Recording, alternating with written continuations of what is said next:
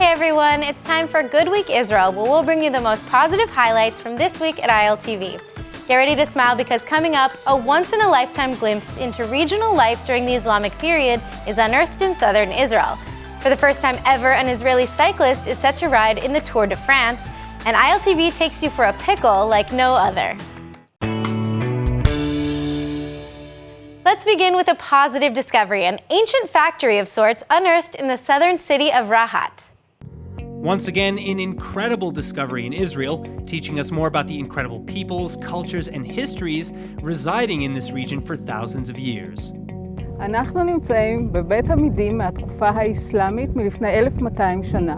המייחד את המבנה הזה, בית מלאכה לתעשיית סבון, הנדיר ביותר שנתגלה עד כה והקדום ביותר שנתגלה עד כה. חומר גלם של התעשייה היה שמן זית. תנאי המדבר הקשים, הרוח, האפר, וחייבו את ההיגיינה הגבוהה של הגוף. והמשפחה הזאת עשתה את כספה מאותה התעשייה. הם בעצם שיווקו את הסבון לכל האזור, השתמשו גם בעצמם, ותנאי ההיגיינה הגבוהים היו חשובים לאוכלוסייה כבר אז, ולא רק בימים המטורפים של היום. Now, the production of olive oil soap is mentioned in writings as early as the 10th century CE, and it's been a significant industry in the region practically ever since. The process taking upwards of 3 months from start to finish, nearly all the tools and facilities needed for soap production being found at this site in Rahat. But that's not all. After all, it's not like people just lived soap making all day every day. אחרי שאנשים היו עובדים קשה כל היום בתעשיית הסבון, הם היו צריכים קצת להירגע, קצת לעשות כיף. אנחנו מצאנו פה משחק לוח עשוי מאבן, חרוט על אבן, שעדיין משחקים אותו עד היום, ואנחנו מכירים אותו עוד מימי האימפריה הרומית, ופעם ראשונה שאנחנו מוצאים כזה משחק מהתקופה האסלאמית הקדומה. So as mentioned, the game, called the windmill, has been around since as early as the 2nd and 3rd century CE, or the Roman period. And another game called Hounds and Jackals, or 58 Holes, was found nearby. This game dating back even further to Egypt, around 2000 before the Common Era. But finally, as with many amazing archaeological finds in Israel, these ancient discoveries are being unearthed in the process of making way for a new modern development to come through. ברחבה הדרומית של רהט יש לנו את החזון של העיר הגדולה שהיא 2040, 160,000 תושבים. לכן אנחנו דואגים שכמה שיותר יהיה פיתוח מהיר על מנת לאכלס את האנשים שיושבים פה בבוחנים, גם אין להם תשתיות, אין להם כלום. בשיתוף פעולה עם הרשות להתיישבות הבדואים, ופשוט מאוד העיר הזאת נבנתה, יש לה את השורשים האסלאמיים שלה ואנחנו גאים בשורשים האלה. Do you know who Ze'ev Jabotinsky was? Well, next time you're in Tel Aviv, make sure to visit the Jabotinsky Museum, which strives to make history come alive. ILTV went to check it out.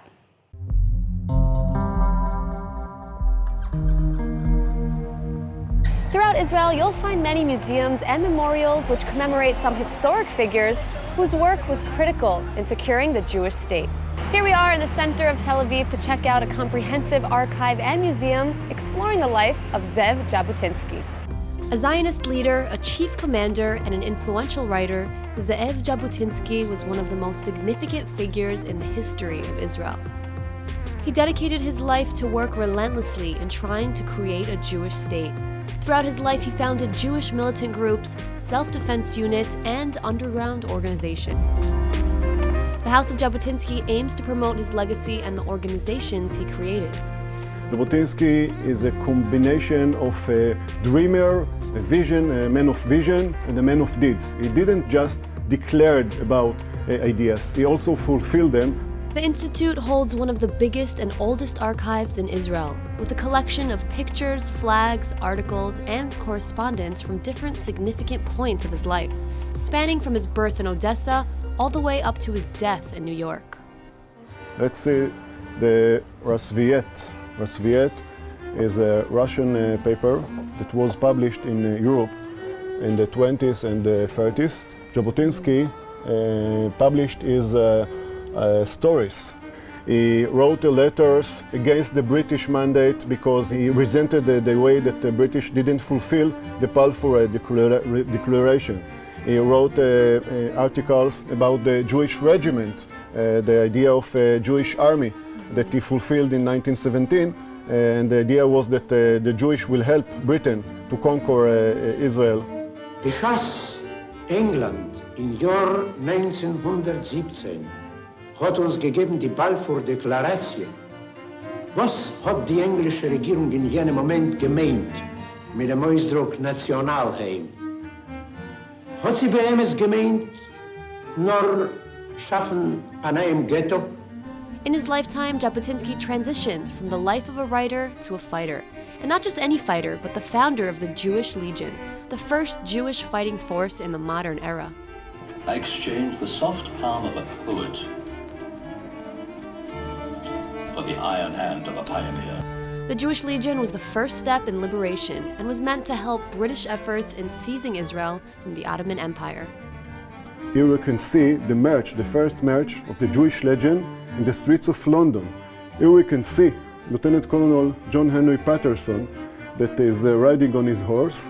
And here we can see Lieutenant Jabotinsky, which got his rank of lieutenant just the night before.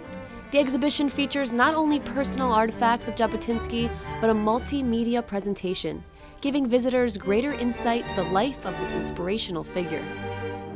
In April 1903, the terrible shock of the Kishinev pogrom led me to conclude that the Jewish people must establish its own state. I then joined the Zionist movement. Already then it became clear that the only thing that can save Jews from slaughter is self-defense. Jabotinsky felt it was critical to educate and empower the next generation of Jews about nationalist ideals. So he established the Beitar movement, which spread all across Europe.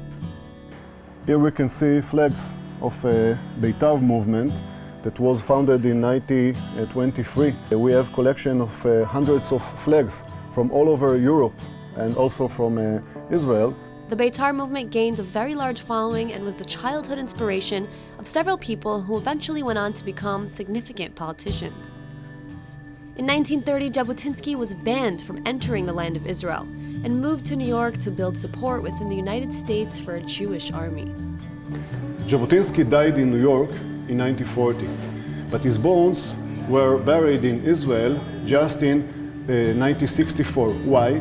Because Ben-Gurion didn't allow to bring his bones to Israel. Just after Ben-Gurion resigned from the prime minister, as a prime minister in 1963, Levi Eshkol allowed to bring Israel the bones of Jabotinsky and his wife. אדוני ראש בית"ר, אבינו, מורנו ורבנו, שבת לארץ אבותיך ובניך. All right, now by a show of hands, who doesn't love pickles? That's what I thought. I bet you never had a sour-ized cucumber like these, because an American expat in Tel Aviv is taking pickles to a whole new level. I'm talking shawarma, falafel, even sabich flavored.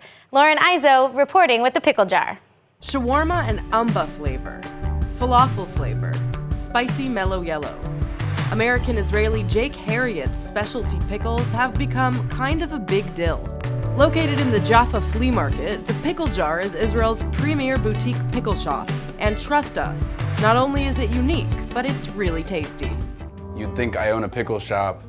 I must have loved pickles my whole life. No, not really. Probably 6 years ago, maybe I had my first pickle. I didn't know that it was a cucumber. I'll be honest, I was an extremely picky eater when I was a kid. I was eating French fries, chips, and that's it. My buddy turned me on to pickles. He's a green thumb. He's growing stuff in his garden all year long. So when he has cucumbers, he's making pickles with them. When he would make pickles and bring them around, me and my buddy, me and my friends, we would inhale this jar on site and shake him like more. So, I moved to Israel.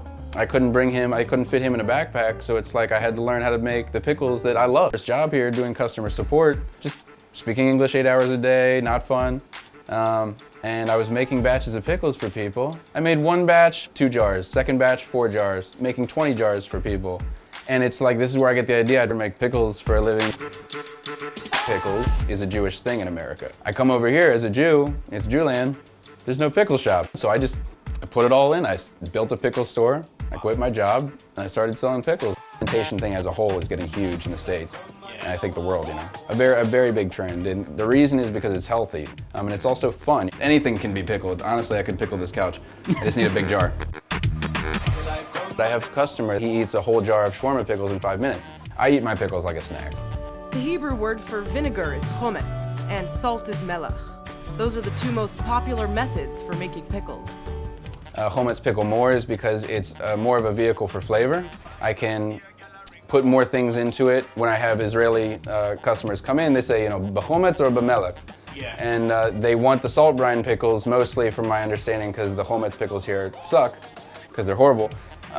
But I do salt brine too. Whether you like them spicy, sweet, salty, or tangy, the Pickle Jar is here to scratch that pickle itch and show you that when it comes to the brine-based snack, the possibilities are truly endless. Any other ideas for upcoming flavors? So I'm thinking of a pickle Rick flavor, and so maybe sabich one day. Sick of the usual Israeli street foods? Well, ILTV got cravey with this sinful street food joint in the heart of Machne Yehuda Market. Check this out. Jerusalem is home to one of the most vibrant markets in Israel, Machane Yehuda Shuk, and yes, I know we've been here plenty of times on the show, but we simply just can't get enough. The bustling marketplace has everything you'll need, from pastries to spices and shops to bars. It is recognized as the symbol of Jerusalem. Although it has expanded over the years to attract a younger crowd, it is still deeply rooted in the traditions of the past. If you're craving some upscale gourmet food, follow me. Restaurant Crave brings kosher to the next level with its smoked meats and delicious flavors.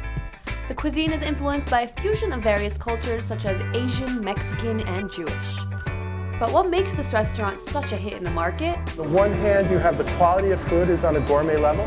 You have normal prices, so it's accessible to all. As soon as you walk into the restaurant, you know, there's a big bar right in the middle of the restaurant. Yeah. The walls are a little rusty, which adds to the ambience. Now it's time to cook with the head chef. So tell us, what could we find here on the menu at Restaurant Crave?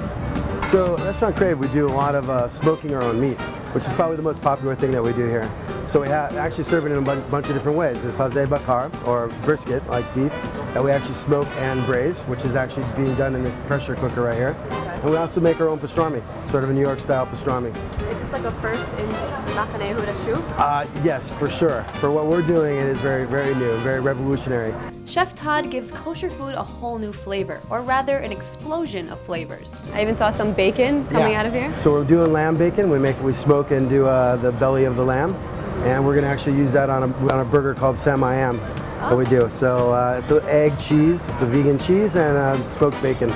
A kosher bacon soy cheeseburger. Sounds about right to me. Does it taste similar? It tastes very similar because the process is pretty much the same of curing and smoking, but it does have a lamb flavor rather than a chazir or pork. Yeah. You could smell the smokiness of the lamb bacon. If you're looking to get messy and eat some delicious, high-quality food, this is definitely the place. So where does all the smoking of the meat process take place? So we actually smoke it right here in this box. And we have some actually, we just started a second batch in here. And this one, we have a piece that is actually already smoked and ready to come out. So once it's smoked, well, once it comes out like that, then we slice it. We'll leave the smoking up to the meat professionals. Being a former chef in high-end restaurants, Todd created the menu according to his preference. So I'm going to start with the Samayam, and it's not just any slider. It has vegan, cheese, smoked bacon, a lot of different flavors. Wow, that's amazing. Here are your cocktails, man. Street food with a side of cocktails? Here at Restaurant Crave, there's something called the Reuben reaction.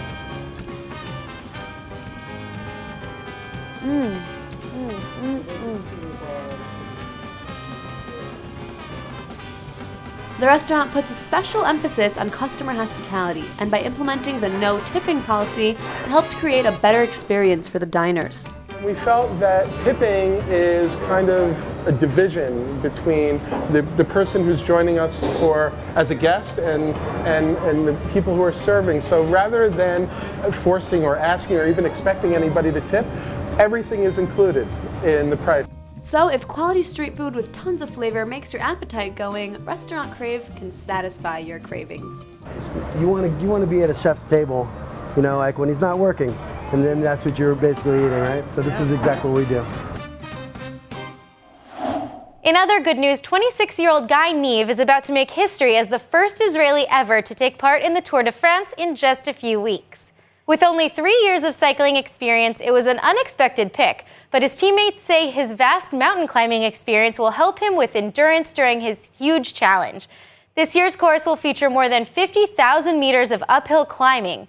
Neve was nominated by his teammates from Israel Startup Nation, an Israeli cycling team established in 2015 that participates in international competitions around the world. Neve says he's honored to represent the country on the world's biggest stage. Good luck to Guy Neve.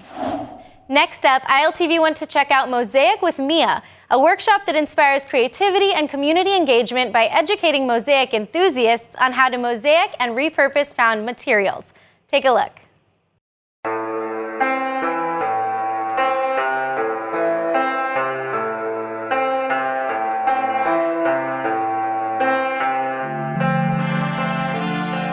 In recent years, the city of Tel Aviv has gone through an artistic revolution. The streets are filled with creative artworks, and today we're actually going to meet an artist who not only spreads her works around the city, but teaches them to others as well. Being creative and embracing an artistic side are common qualities of the typical Tel Avivian. Artists from all around have flocked to this creative capital to join in on the sense of open artistic expression here. And one artist who recently changed her entire life to move to Israel is making the vibrant city she now calls home a more colorful place, one mosaic piece at a time.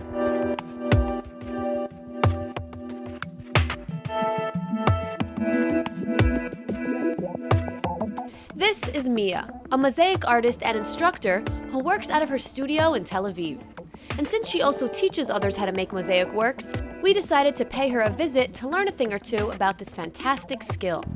Today we're going to be making a small mosaic, about this size. So I have gloves for you. Mia primarily uses recycled materials that she finds on the streets of Tel Aviv. Anything from ceramic mugs to mirrors, even shards of broken glass are all great elements for a mosaic piece. But how does it all come together? This is metal netting. You're going to create your piece and then we'll pull this off. And this is what we're going to take outside once it has all the pieces on it. So this is a glass cutter, and this is what I cut all my mirrors with.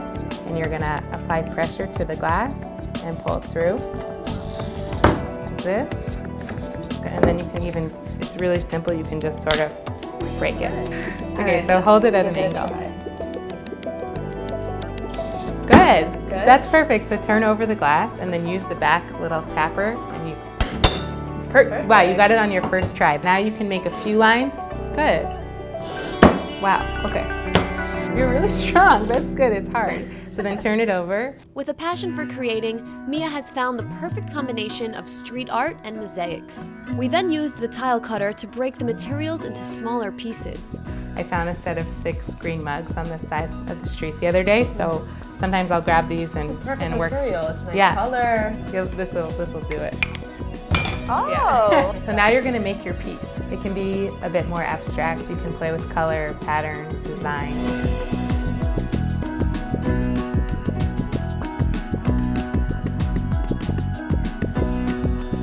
Ooh, I love it. So this is grout. This is the substance that we're going to mix, that we're going to put over all of the tiles. Okay. You mix water into it, and then the consistency should be like hummus. Hummus.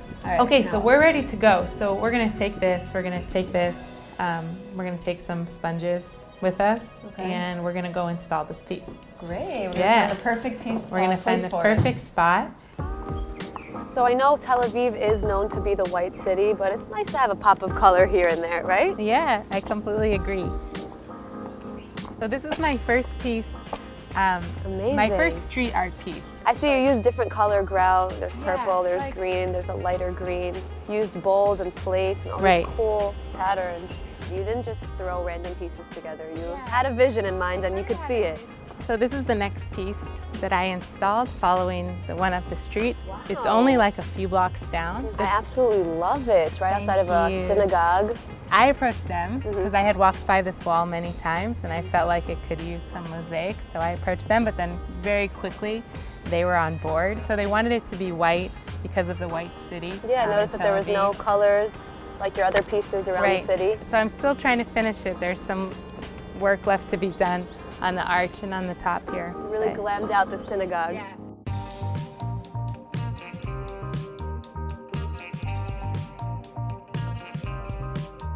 I love this area and I loved working here because it's just like a huge concrete canvas. It's pretty run down, however it's also a second from the beach. So it just was a great opportunity. Lots of people walk by here every single day. Generally people would just walk through. So I felt like it was a good opportunity to install a piece of public art to kind of make, especially that has such a loving message. So much going on here. Even the local Israelis had something to say about this recent work. What a beautiful art. I cannot imagine. I'm walking here quite often. I'm going to the beach and I saw this art. And I'm very, very proud to see also the artist next to me. So now it's time to install a piece of my own. But first, we have to find the perfect spot. So this is my absolute favorite view of Tel Aviv. I mean, it makes me happy every time from the beginning. So I have to put this somewhere here. I think this is the perfect spot. Maybe right here by the steps. It's the right size. Yeah. How we're gonna start is you're gonna peel off the net off of this foil. So let's do that together.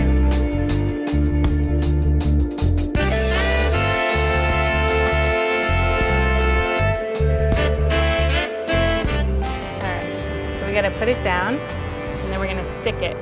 The G from cruising came off. Now it's like slang. Cruising Israel. We're gonna take this grout that we mixed earlier, and we're gonna just start putting it on the piece, and you're gonna work the grout so that it goes in between the pieces.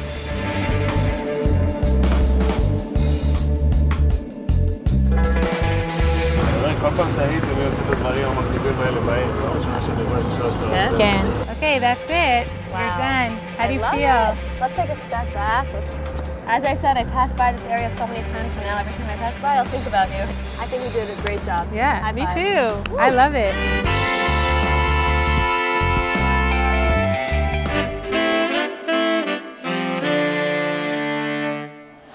All right, well, that's it for today's Good Week Israel. I hope we've helped you start your week off with a smile. I'm Nittany Manson. We'll see you next week.